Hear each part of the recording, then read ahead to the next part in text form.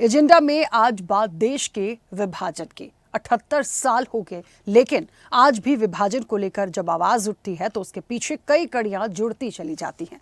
1947 में भारत का विभाजन एक जटिल और दुखद घटना थी, जिसका देश की राजनीति पर गहरा प्रभाव पड़ा। विभाजन के कारण राजनीतिक दलों, नेताओं और जनता के बीच ध्रुवीकरण हुआ और इसने भारत और पाकिस्तान के बीच संबंधों को आज तक प्रभावित किया है।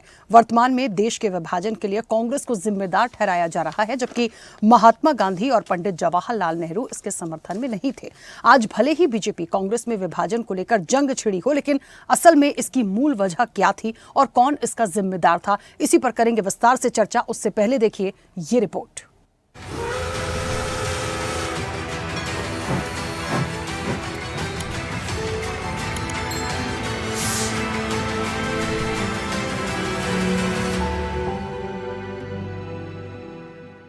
ये पिछली शताब्दी की सबसे बड़ी त्रासदी में से एक।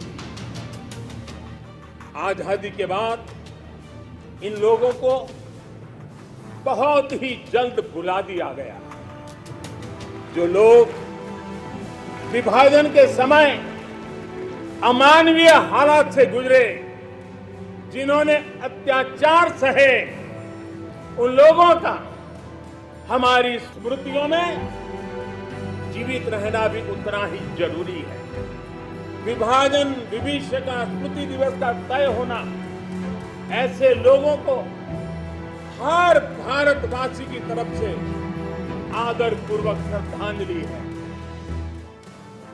विभाजन का इतिहास आमतौर पर केवल हिंदू मुस्लिम संघर्ष के संदर्भ में समझा और पेश किया जाता है, जबकि इसके अंदर एक अनकही भयावह अमानवीय दास्तान भी है, जो दो समुदायों के बीच विभाजन के समय हुई सांप्रदायिक हिंसा है। विभाजन सांप्रदायिक तनाव और धार्मिक समुदायों के बीच राजनीतिक मतभेदों के कारण अलग मुस्लिम बहुल और हिंदू बहुल राष्ट्रों की मांग का जवाब था।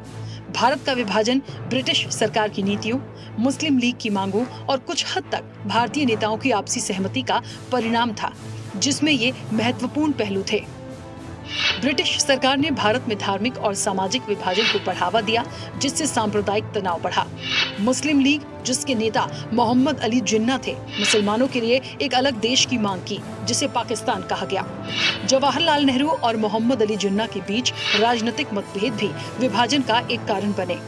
लॉर्ड माउंटबेटन द्वारा प्रस्तुत विभाजन योजना, जिसमें भारत और पाकिस्तान को दो अलग अलग राष्ट्रों के रूप में विभाजित किया गया था। ब्रिटिश वकील सिरिल रेडक्लिफ ने भारत और पाकिस्तान के बीच सीमा रेखा खींची, जिसे रेडक्लिफ रेखा के रूप में भी जाना जाता है। ये विभाजन 15 अगस्त 1947 को हुआ, जिसके परिणाम स्वरूप भारत और पाकिस्तान दो अलग अलग राष्ट्र बने। 14 अगस्त को मनाया जाने वाला विभाजन की विभीषिका दिवस सिर्फ 1947 के राजनीतिक बंटवारे की स्मृति भर नहीं है। ये उस भीषण अमानवीय त्रासदी का वार्षिक स्मरण है, जिसने करोड़ों लोगों को विस्थापन, हिंसा और असुरक्षा के अंधकार में धकेल दिया। विभाजन और आजादी के 78 साल बाद आज फिर देश की राजनीति के दिग्गजों ने इस पर न सिर्फ अपनी प्रतिक्रिया दी, बल्कि इसके लिए कांग्रेस को जिम्मेदार ठहराया, जिस पर कांग्रेस ने भी पलटवार किया। लेकिन जब देश इन सब त्याग और बलिदान के बाद 1947 में स्वतंत्र हो रहा था, उसके एक दिन पूर्व अपनी सत्ता लिप्सा और तुष्टीकरण की पराकाष्ठा को पूरा करते हुए कांग्रेस नेतृत्व ने देश का दुर्भाग्यपूर्ण विभाजन भी करवाया था।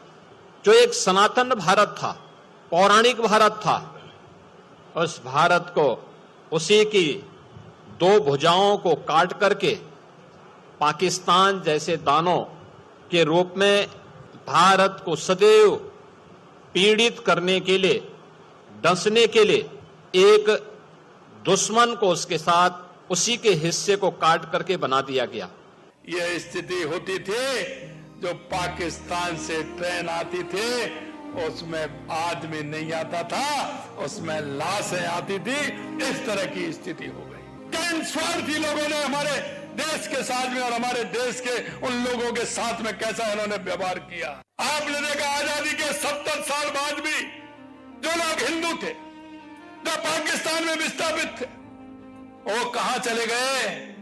अरे उनकी संख्या तो बहुत बड़ी थी, क्या वो पाताल में चले गए या वो धरती में समा गए, उनकी भी चिंता नहीं की। वहां से जैसे तैसे अपनी मान मर्यादा को लेकर के, अपने सबको छोड़ करके जो यहां आए थे, उनको नागरिकता देने का काम किसका था?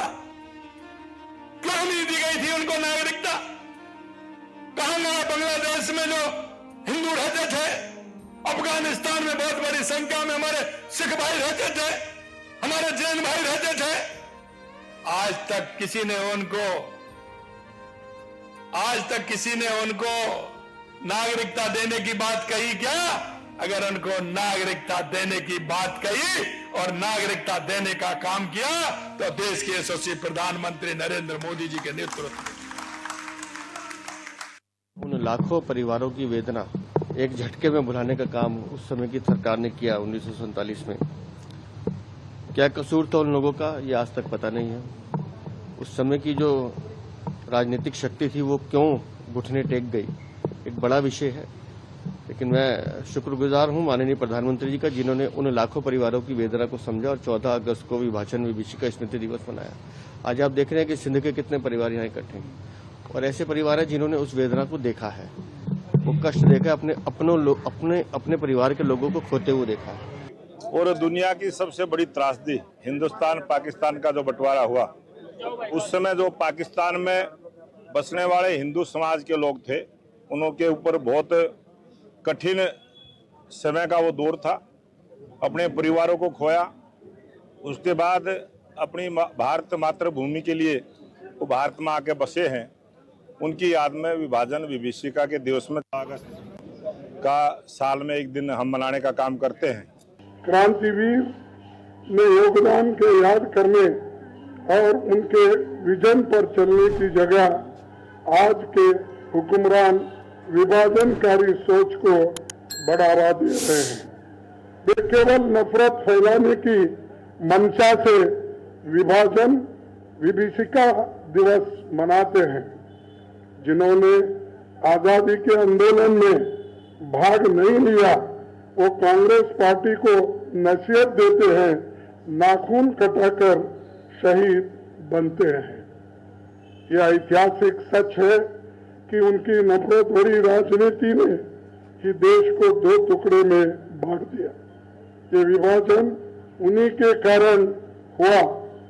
अपने स्वार्थ के लिए जानबूझकर अंग्रेजों की षड्यंत्रकारी सोच फूट डालो और राज करो को आगे बढ़ाने का काम संघ परिवार ने किस तरह किया है और इसके प्रमाणों की कमी नहीं है।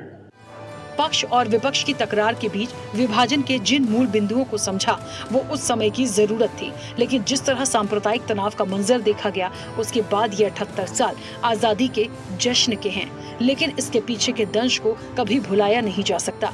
ऐसे में विभाजन के लिए किसी एक को जिम्मेदार ठहराना क्या सही है, ये आज भी बड़ा सवाल है। चैनल हेड आरपी श्रीवास्तव के साथ एग्जीक्यूटिव एडिटर राखी वर्मा की रिपोर्ट।